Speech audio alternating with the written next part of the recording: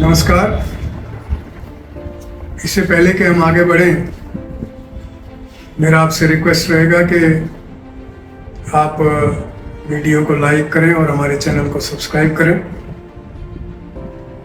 अपने व्यूज़ भी आप हमसे शेयर कर सकते हैं। आज हम पार्टनरशिप एक्ट के कुछ प्रोविजंस की चर्चा करेंगे। As you know, Section 4 of the Partnership Act, it defines partnership as the relation between persons who have agreed to share the profits of a business carried on by all or any of them acting for all. So here the word relation is very important, and we find that there is one chapter 3, which speaks of relations of partners to one another. It contains sections 9 to 17.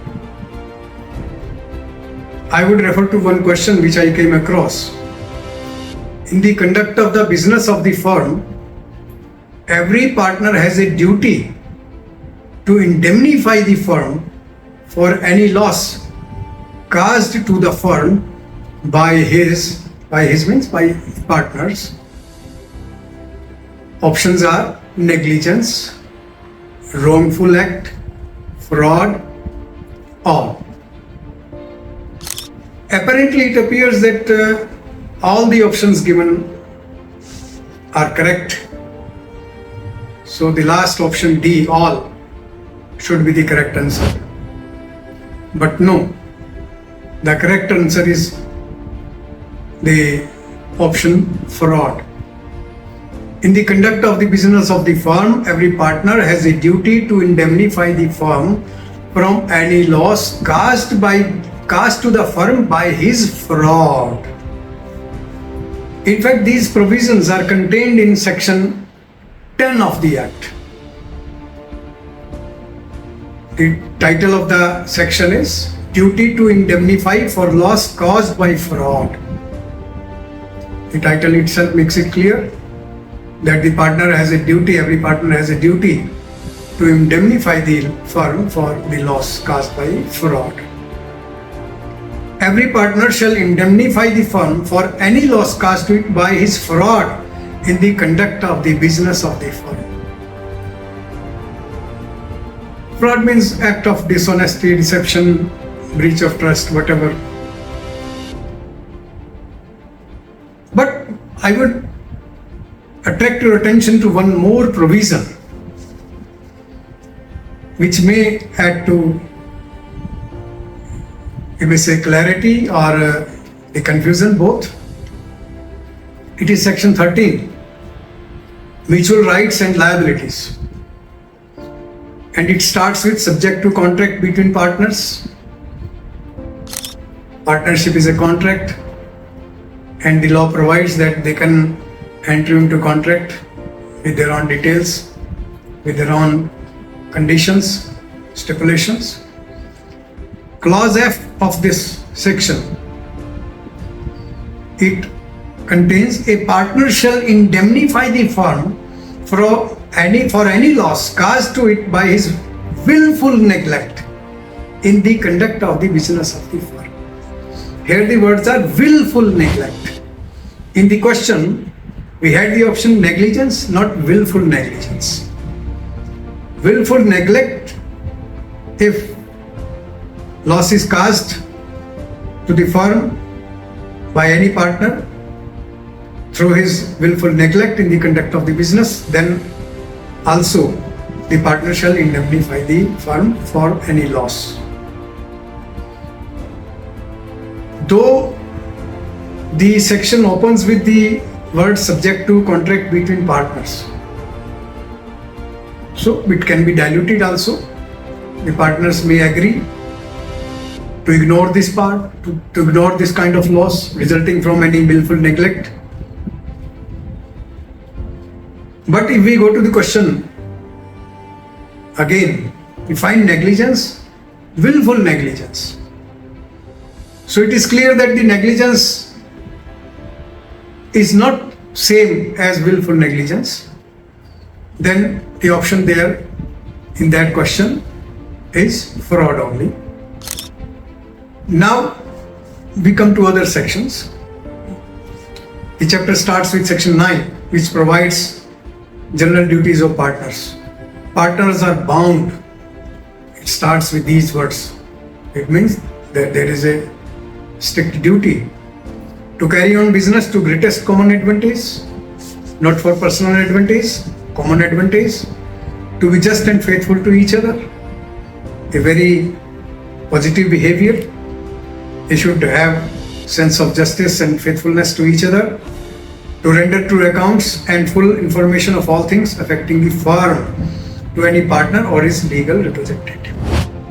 So, true accounts and full information of all things affecting the firm. Such information has to be shared. Section 10 we have already discussed. Section 11, determination of rights and duties by partners, by contract between the partners. They can enter into a contract, but that will be subject to the provisions of this act. Means, as like section 10 says that for any loss caused to the firm by his fraud, the partner shall have to indemnify the firm for the loss. So they cannot enter into any contract which is contrary to this provision. So their contract shall be subject to the provisions of this act. And then those conditions may be either express or implied by course of dealing. It is not necessary that express conditions, even implied conditions can also be there.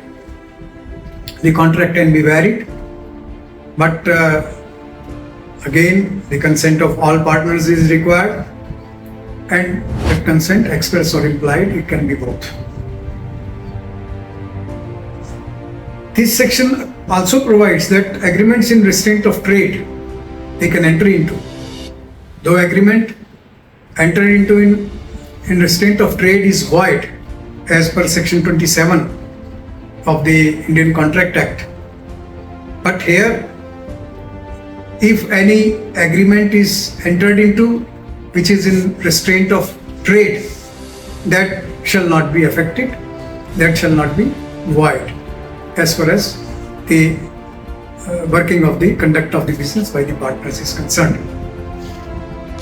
So it says such contracts may provide that a partner shall not carry on any business other than that of the firm while he is a partner. So this kind of agreement can be there in the contract between the partners, that a partner shall not carry any business other than that of the firm while he is a partner.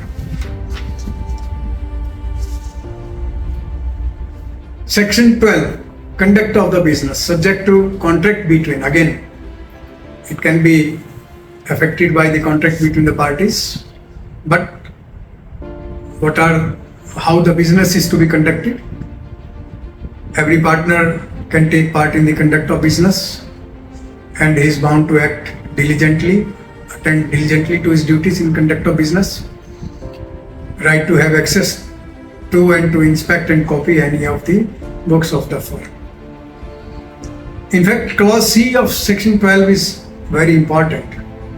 It relates to decision making, how decisions will be taken. The clause says, any difference arising as to ordinary matters connected with the business may be decided by a majority of the matters. Ordinary matters जो हैं, routine matters हैं business के, कोई difference अगर उसमें पैदा होता है पार्टनर्स में, so that can be decided by a majority of the partners. Suppose there are 5 partners, 3 may be on one side, 2 may be on the other side. The side which has 3 on its side, वो जो opinion है वो prevail करेगा. But there are 2 conditions. Every partner shall have the right to express his opinion before the matter is decided. Every partner has a right to express his opinion. No partner can be denied Yeah, no, your opinion is not required. No, his opinion has to be taken, and then of course a decision by majority will prevail. But if the decision relates to the change in the nature of the business, then the change of the nature of the business cannot be effected with the majority decision. For this, consent of all partners is required. It is important. Ordinary matters can be decided by majority, but if there is a change in the nature of the business, then consent of all partners. That means the unanimous decision has to be there. So these are some of the sections which throw light on the kind of relations which should be there between the partners. Rest of the sections we will discuss in another video. Thank you very much.